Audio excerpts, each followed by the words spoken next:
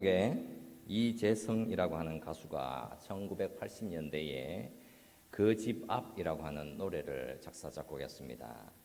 이 노래의 가사를 보면 이렇습니다. 별빛으로 다가오는 너의 작은 모습에 잠 못 이루어 찾아왔네 그 집 앞. 불빛 꺼진 네 창가엔 슬픔만 더해와 혼자 몰래 울고 가네 그 집 앞. 이제 다시는 울지도 말아야지. 어차피 잊어야 할 슬픈 기억인걸. 그 집 앞, 난 아직 떠날 수 없어. 그 집 앞, 난 너를 지울 수 없어. 눈물 속에 스승이네 그 집 앞. 들어보셨습니까? 이 노래가 한국에서 상당히 유명한 노래였습니다. 젊은이들의 감수성을 높여주는 그런 역할을 했지요. 그런데 이 노래 가사를 가만히 들여다보면 이 노래는 상당히 치명적입니다. 이 노래 내용이 전하는 바 한 사람이 분명히 누군가를 짝사랑해서 사랑하는 사람이 머무는 그 집 주변을 서성거리면서 눈물을 흘리고 그리워한다라고 하는 내용입니다. 사랑에 깊이 빠진 그 사람이 스스로를 주체할 수가 없어서 자신이 홀로 연모하는 사람의 집으로 가서는 그 집 주변을 서성인다. 그래서 그리움이 하늘을 찌른다. 이해할 수 있겠다 싶습니다. 그렇다면 이런 청년들이 간혹 그런 서글픈 스승임을 경험하면서 발걸음을 돌린다면 저 청년이 한 사람을 정말 사랑했고 그리워했구나라고 이해할 수도 있습니다. 그런데 이게 잘못하게 되면 상당히 위험한 일이 될 수도 있는 것입니다. 남의 집을 가서 그 집을 서성대며 기웃거린다? 여러분 그러면 신고 대상이 되는 것이잖아요.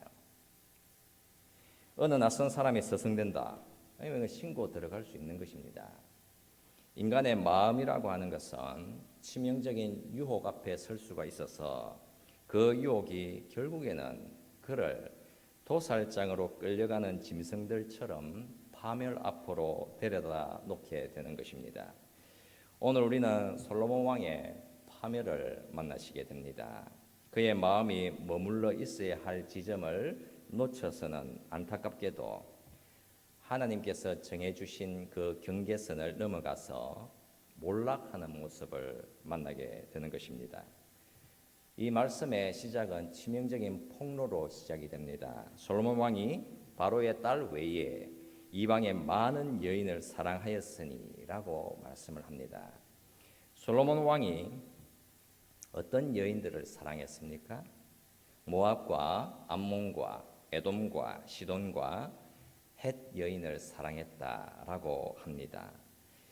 2절 말씀 끝부분에서 보면 솔로몬이 그들을 사랑하였더라. 즉 하나님이 금지한 이방의 여인들을 사랑했습니다. 그러면서 다소 비현실적인 숫자를 만나시게 됩니다. 본문 3절에서 보면 왕은 후궁이 700명이요 첩이 300명이라. 이 숫자가 여러분 상당히 의심스럽습니다. 이 말씀을 따르면 솔로몬 왕은 아내가 1000명이 되는 것입니다. 이 열왕기상 본문에서 솔로몬의 후궁이 700명이고 첩이 300명이라고 말씀을 하고 있습니다. 여러분 이 숫자가 의미하는 바가 도대체 무엇일까? 우리가 질문해 보아야 하는 것입니다. 이 숫자는 상당히 많은 숫자입니다. 그죠? 그래서 이 숫자를 따르면 분명히 지나가던 솔로몬의 아내가 솔로몬을 향해서 여보 이렇게 불렀다면 솔로몬 왕은 잠시 눈을 이렇게 비비더니 누구시더라? 라고 대답할 수밖에 없을 것 같습니다. 그러니까 친밀한 가정을 만드는 것은 사실상 불가능한 것이지요. 솔로몬 왕이 이방의 수많은 여인들을 아내로 삼았던 이유는 무엇보다도 국가 간의 외교를 위한 정략적인 결혼 때문이었습니다. 그런데 국가 간의 혼인 관계 때문에 저렇게 많은 숫자가 나왔을 리가 없다라는 사실이지요. 이스라엘 나라 주변에 얼마나 많은 나라가 있었길래 1000명의 아내를 둘 수가 있었겠습니까? 그러니까 국가 간의 평화를 위한 정략적인 결혼으로 인해서 숫자 1000명이 나왔을 리가 없습니다. 그렇다면 무슨 이유 때문에 솔로몬 왕은 1000명의 아내를 두었겠습니까? 열왕기상 11장 말씀에서 솔로몬 왕을 폭로해내는 바, 솔로몬 왕은 이 세상이라는 나라가 출산해내는 좋아 보이는 것들 전부를 다 경험했다라는 사실을 폭로해내고 있는 것입니다. 솔로몬 왕은 그의 통치 40년 동안 도대체 어떤 부분에 있어서 최대를 경험을 했습니까? 그는 부귀 영화를 경험을 했습니다. 그는 최고의 권력을 경험을 했습니다. 그리고 그는 무엇보다도 최고의 지혜를 경험을 했습니다. 그러니까 돈과 권력과 지혜, 부와 명예, 최고 정점을 경험을 했습니다. 그렇다면 그는 또 무엇을 추구했다라는 말씀이겠습니까? 그는 바로 인생의 쾌락, 사랑을 추구한 것이었습니다. 부귀 영화, 권력과 부, 그것만으로는 절대 만족하지 않았더라라는 사실입니다. 더 많은 사랑, 더 많은 연인, 더 많은 쾌락, 그의 인생은 재미와 즐거움을 추구한 것이었습니다. 아내 1000명이라고 하는 그 숫자가 증명을 해내는 바, 그는 솔로몬 왕은 쾌락을 그리워했으며 쾌락을 목표로 삼아서 그 길로 달렸던 사람이었습니다. 솔로몬 왕 그는 여인들의 그 집 앞을 서성대면서 눈물을 흘렸던 것이 아니라 경계선을 넘어가서 여인들의 집 안으로 달려 들어갔던 것입니다. 그리고 그가 그 집 안으로 들어갈 때에 그 심령은 심각하게 뒤틀려져 있었으며 그의 마음은 심각하게 부패해져 있었습니다. 솔로몬 왕의 쾌락 추구가 어떤 결과물로 안내하게 되었습니까? 본문 3절 말씀에서 보면 그의 여인들이 왕의 마음을 돌아서게 하였더라라고 말씀을 합니다. 4절에서는 그 마음이 돌아서다, 그 의미를 구체적으로 밝혀주고 있습니다. 솔로몬이 나이가 많을 때에 그의 여인들이 그의 마음을 돌려 다른 신들을 따르게 하였으므로, 그러니까 솔로몬 왕이 이방 나라들의 신들을 숭배하게 되었다라는 사실입니다. 이방 신 숭배는 아주 구체적인 일을 행하게 만들었습니다. 본문 7절에서 보면 모압의 가증한 그모스를 위하여 예루살렘 앞 산에 산당을 지었고 또 암몬 자손의 가증한 몰록을 위하여 그와 같이 하였으며 그가 또 그의 이방 여인들을 위하여 다 그와 같이 한지라. 솔로몬은 여호와 하나님을 떠났으며 이방 신들을 숭배했다라고 말씀을 하고 있습니다. 우리가 상당히 궁금할 수밖에 없겠습니다. 세상에서 가장 지혜로운 솔로몬 왕이 어떻게 이렇게 몰락할 수 있단 말인가? 여호와 하나님이 그를 사랑해서 여디디아라고 하는 이름을 직접 지어 주셨으며 솔로몬에게 하나님의 놀라운 일하심을 증명해 보여주셨으며 그에게 모든 것을 다 채워주셨고 지혜를 주셨는데, 그렇게 지혜로웠던 솔로몬이 어떻게 이렇게 몰락의 길을 갈 수 있단 말인가? 어떻게 그가 우상 숭배의 자리로 갈 수가 있었던가? 여러분, 우리가 충격을 받을 수밖에 없습니다. 여러분, 어떤 것 같습니까? 덜 배운 사람은 덜 배운 방식으로 죄를 짓게 되어 있으며, 여러분, 많이 배운 사람은 많이 배운 방식을 가지고 죄를 짓게 되어 있는 것이 우리 죄인들의 모습 아니겠습니까? 솔로몬 왕은 죄를 지었으며 그는 벌을 받게 됩니다. 솔로몬은 그 마음에 문제가 생긴 것이지요. 마음에서 너무나도 위험한 일이 일어나게 되는데, 그것은 바로 그 마음이 하나님의 진리라고 하는 것을 붙들지 않을 때에 생겨나게 되는 것이었습니다. 사람의 마음이란 늘 선한 것, 참된 것을 믿고 싶어 하지를 않습니다.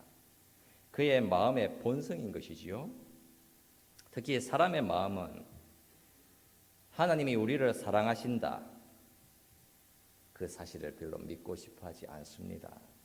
하나님이 나를 사랑하신다, 그 사실을 마음이 붙들고 싶어 하지를 않습니다. 특히 우리의 인생은 하나님께 순종해야 한다, 그 사실을 믿고 싶어 하지 않습니다. 간혹 누군가가 여러분에게 이런 말을 했습니다.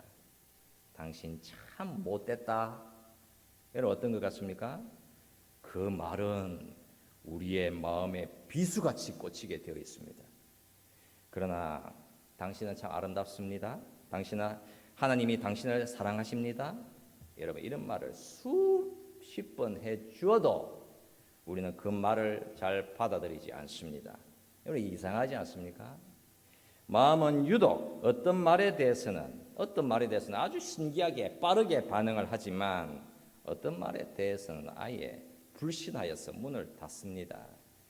하나님은 정말 공평하지 않다, 이런 말을 들으면 사람들은 아주 재빠르게 반응을 하면서 그 말을 쉽게 믿는 경향이 있습니다. 그러나 하나님은 정말 지혜로우시고 공평하시며 의로우십니다. 여러분 그 말을 수십 번 해주어도 우리는 인생은 그것을 별로 믿고 싶어 하지 않더라는 사실입니다. 왜 마음이 여러분 이렇게 다르게 반응을 하는 것이겠습니까? 그 이유는 사람의 마음이라고 하는 것은 그 본성상 진리를 미워하기 때문입니다. 솔로몬 왕의 마음, 그 마음이 하나님의 진리를 미워했습니다. 그 마음이 진리를 향해서 저항했습니다. 다른 것, 이질적인 것, 위험한 것에 대해서는 아주 극도로 빠르게 반응을 했습니다. 솔로몬 왕 곁에 선생님들이 있었습니다. 여러분 그 선생님들이 누구였지요? 바로 그가 사랑했던 여인들이었습니다. 거짓 선생님들이었습니다. 파괴적인 생각과 아주 위험한 사상을 주입한 선생님들이었던 것입니다. 여러분 솔로몬 왕이 위험한 생각과 사상, 잘못된 교리와 이방 신들을 받아들인 것은 오늘날 이렇게 발전된 시대를 살아가고 있는 우리들과는 아무런 상관이 없는 것이겠습니까?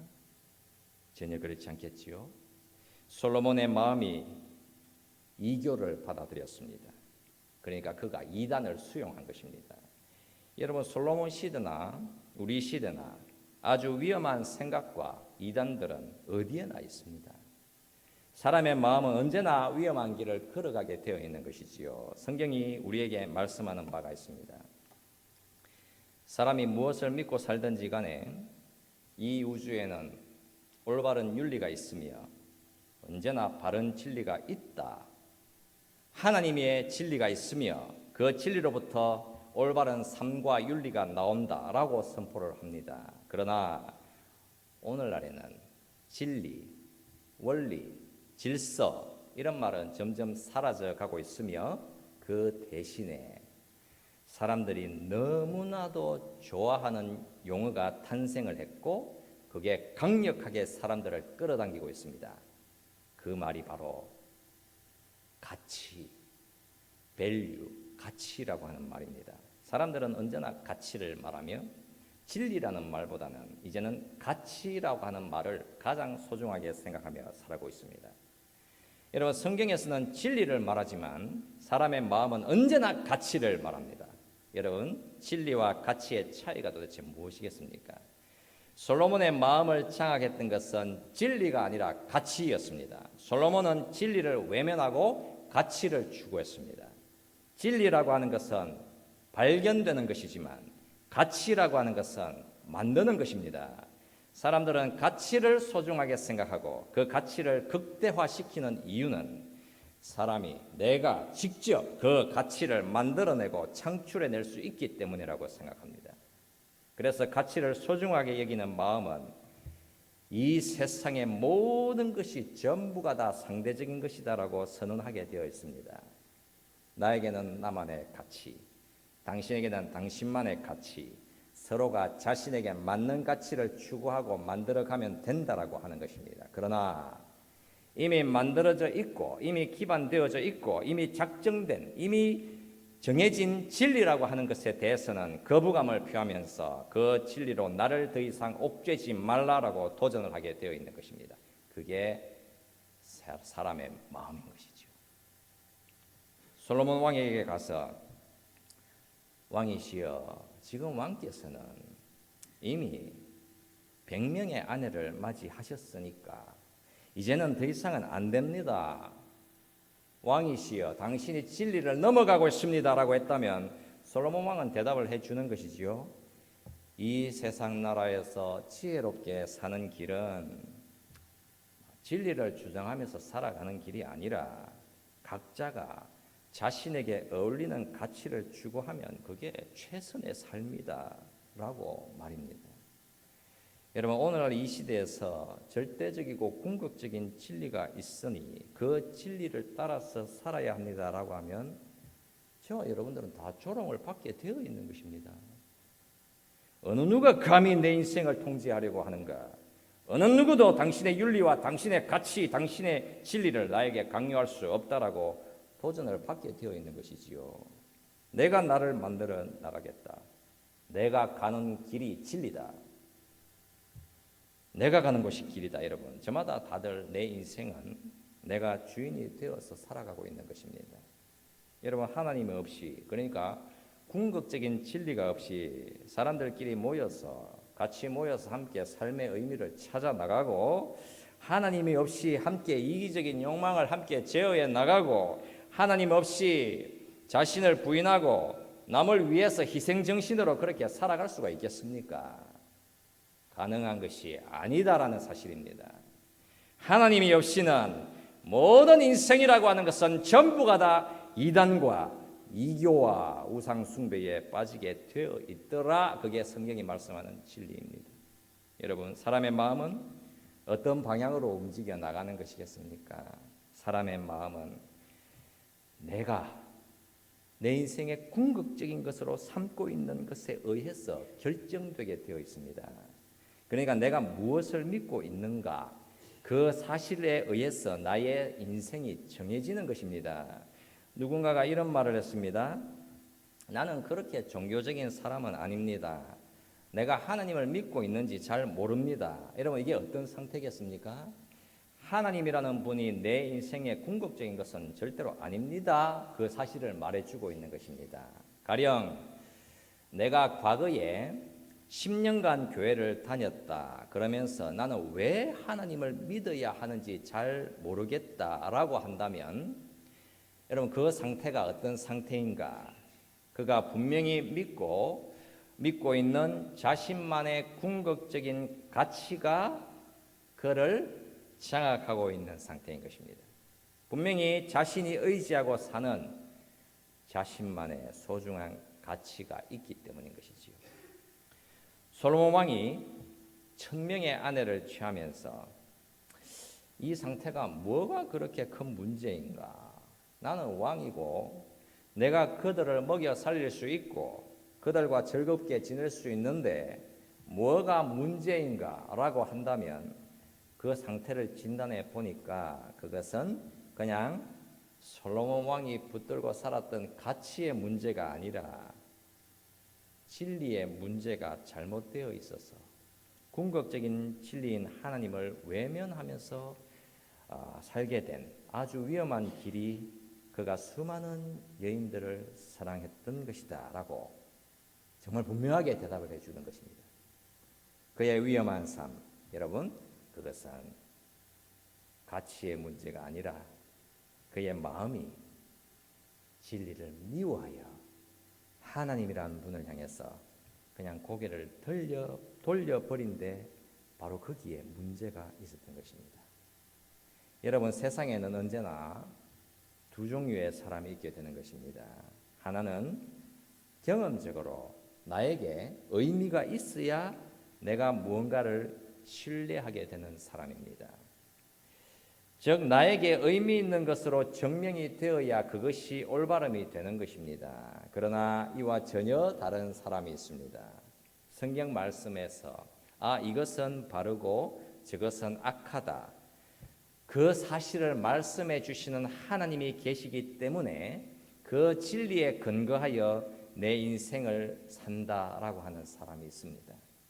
여러분, 이 세상에 수많은 사람들이 교회를 더 이상 가지 않겠다고 결정했습니다. 이 세상에 수많은 사람들이 사도신경에 나오는 교리를 믿지 않겠다고 결정했습니다. 그렇다면 그 결정이 반드시 그들의 삶에 영향을 미치게 되어 있습니다.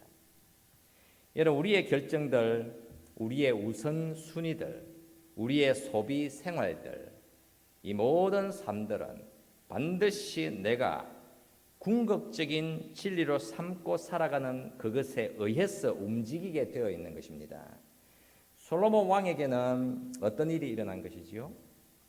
그의 인생이 하나님을 떠났을 때, 그러니까 그가 하나님을 외면하고 하나님이라는 진리를 향해서 등을 돌렸을 때에 그의 삶은 반드시 윤리적인 타락으로 방향을 틀게 되었던 것입니다.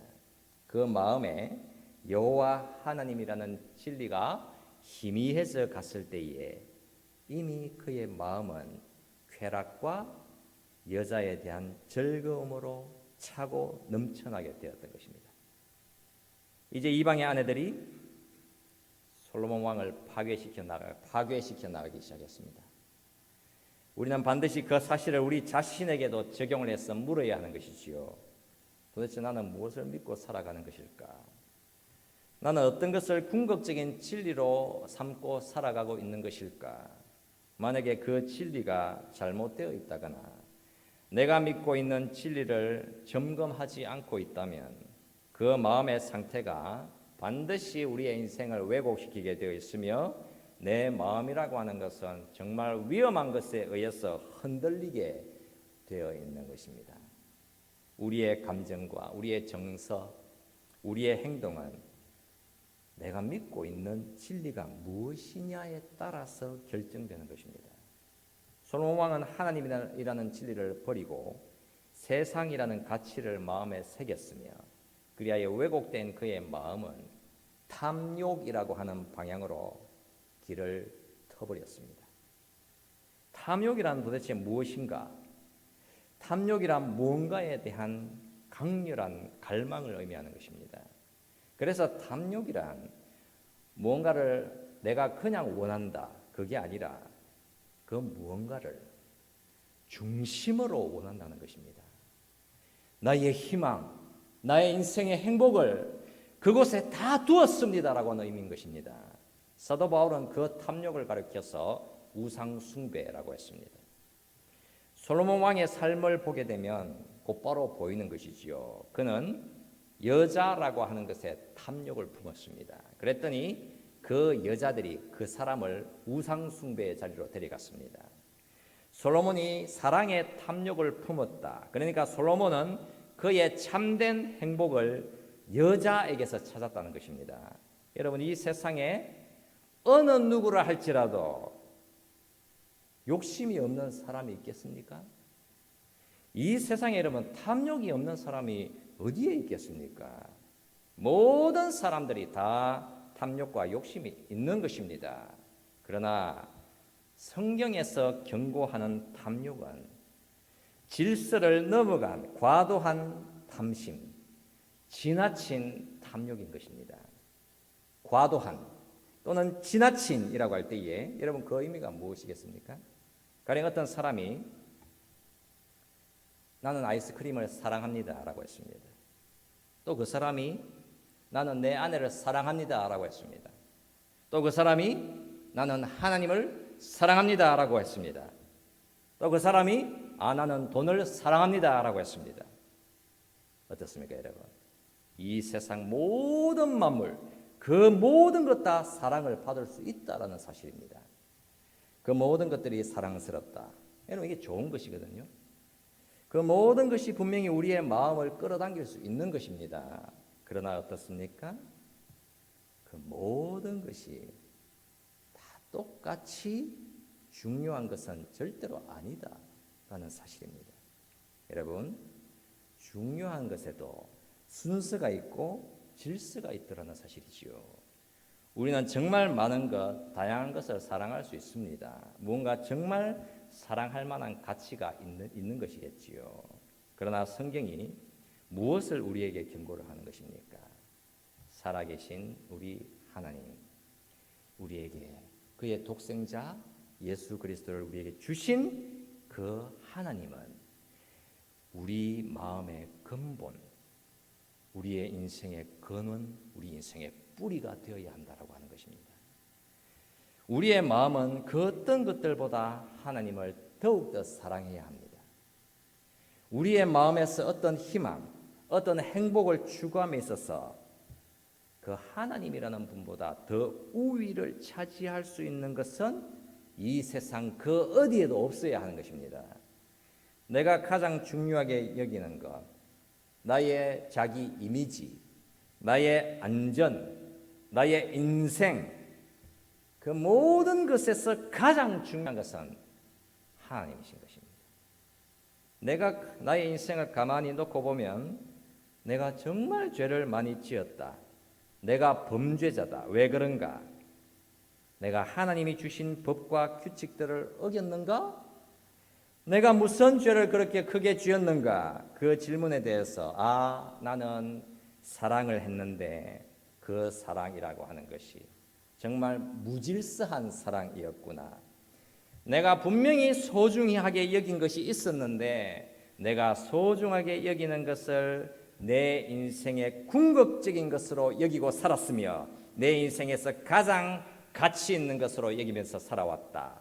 그게 나의 심각한 죄의 현실이다. 여러분, 믿는 그리스도인들은 누구나 할지라도 다 볼 수 있습니다. 내 인생에 참된 의미를 줄 수 있는 것, 나는 그것을 과도하게 욕망했으며 나는 과도하게 집착했으며 나는 과도하게 뭔가 힘과 인정받음과 위로를 원했구나. 분명히 내 인생에 의미를 줄 수 있겠다 싶은 것을 나의 가장 최종적인 행복으로 여기면서 살았었구나. 그러면서도 무질서하게 하나님이라고 하는 분은 내 안중에도 없음. 하나님이라고 하는 분은 내 인생에 언제나 뒷자리. 하나님은 언제나 내 시선 바깥. 나는 그렇게 살아왔었구나. 여러분, 그래서 사람들이 죽음의 그 공간, 그 마지막 지점에서 이렇게 말하는 사람이 별로 없습니다. 나의 인생, 내가 일터에서 더 열심히 일할 걸. 여러분, 이렇게 고백하는 사람이 없습니다. 다 뭐라고 합니까? 내가 사랑하는 나의 사람들과 더 많은 시간을 함께 보낼 걸. 늘 그렇게 쓰라리게 말을 하면서 이 땅을 떠나더라는 것입니다. 여러분, 솔로몬 왕은 그의 통치 말년에 그렇게 여인들을 사랑하는 데 시간을 보냈죠. 무질서한 사랑, 그 마음에 하나님의 질서를 잃어버렸습니다. 좋아 보이는 것을 궁극적인 것으로 생각하면서 그의 인생 그렇게 허무하게 살았다는 사실입니다. 결국 그가 그런 고백을 했지 않습니까? 헛되고 헛되며 헛되고 헛되며 모든 것이 다 헛되더라. 그러니까 무질서한 사랑은 공허함이라고 하는 것으로 자리를 열어 제치게 되어 있는 것입니다. 여러분, 이렇게 말씀을 마치는 자리로 한번 가보았으면 합니다. 우리가 여러분 열왕기상 11장 말씀을 보게 되면 우리가 정말 큰 그림을 하나 그리고 가야 하는 것입니다. 여러분, 이게 정말 기이한 것입니다. 정말 신비하고 오묘한 것입니다. 여러분, 열왕기상 11장 말씀은 43개의 구절로 되어 있습니다. 그리고 11장은 크게 두 개의 내용으로 나뉘어져 있습니다. 여러분, 그걸 관찰해 하셨는지요?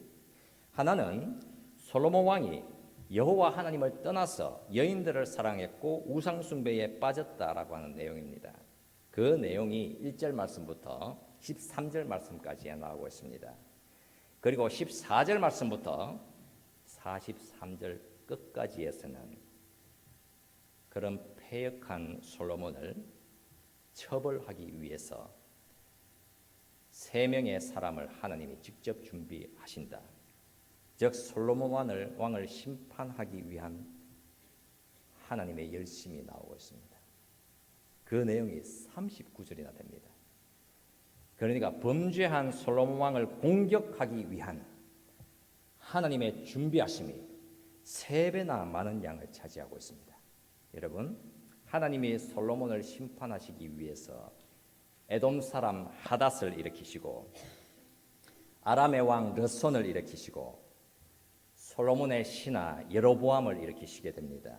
이 사람들이 이 솔로몬을 어떻게 괴롭혔는지 또는 이들이 어떤 삶과 어떤 이야기를 가지고 있는지 설명하지 않겠습니다. 한 가지를 꼭 기억을 하십시오. 하나님이 솔로몬 왕의 실패와 부패를 미리 다 아셨으며 그래서 그의 악행을 미리 다 아신 바 되었는데 그러나 하나님은 그의 죄악들을 처벌하시기 위해서 더욱더 치밀하게 솔로몬의 대적들을 그 이전부터 확실하게 준비시키셨다라는 사실을 반드시 기억을 해야 합니다. 하나님은 솔로몬 왕의 우상 숭배와 죄악들을 가만히 지켜보고 그냥 가만히 내버려 두시지를 않았더라. 여러분, 이게 정말 중요한 사실입니다. 여러분, 이게 우리의 삶에 바르게 적용을 해야 하는 것입니다. 어떤 영적인 현실을 우리가 분명히 볼 수 있겠습니까? 여러분들은 근심할 것입니다. 그렇게 살 것이지요. 나는 그리스도인이다. 내가 예수를 믿는다. 그런데 내가 아무리 그 주님을 믿고 싶어도 이게 잘 안 된다. 왜 나는 확실하게 믿을 수 없는 것일까? 하나님, 나는 하나님을 믿고 싶은데 왜 이렇게 안 되는 것입니까? 왜 쉽게 믿지 못하는 것입니까? 여러분, 이런 근심을 가지고 우리가 분명히 아파할 수 있겠지요. 그런데 여러분, 이 말씀에서 무엇이라고 말씀합니까? 근심하지 마라라고 말씀을 하시는 것이지요. 하나님께서 우리의 인생 앞에 어떤 영적인 현실을 두시고 있는 것입니까? 우리가 예수를 주로 안 믿고 싶으나 안 믿을 수 없게 만드신다는 사실이지요. 나 이제 더 이상 예수 안 믿으랍니다. 나 하나님 따위는 이제 믿고 싶지 않습니다라고 하지만 그게 그렇게 되지를 않더라는 사실입니다. 믿지 않겠다고 결심하고 행동하고 또 다짐하고 정말 끝까지 하나님 앞에서 내가 삐뚤어져 보겠다고 하겠지만 여러분, 그게 믿을 수밖에는 없더라. 예수 나의 주님으로 내가 붙들고 살아갈 수밖에는 없더라고 하는 사실을 분명히 보게 되어 있는 것입니다. 왜 그렇겠습니까, 여러분? 다윗에게 주신 하나님의 그 언약, 그리고 그 언약을 완성해 주신 그 십자가 사랑, 우리의 죄의 값을 다 지불해 버리시고 하나님의 언약 백성 삼으신 하나님의 그 사랑, 여러분, 우리를 계속해서 추격해 오고 있습니다. 항상 우리를 그림자처럼 하나님이 따라다니시는 것이죠.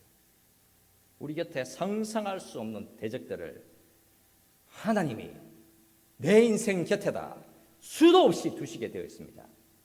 항상 사냥개처럼 하나님이 우리를 따라다니시는 것입니다.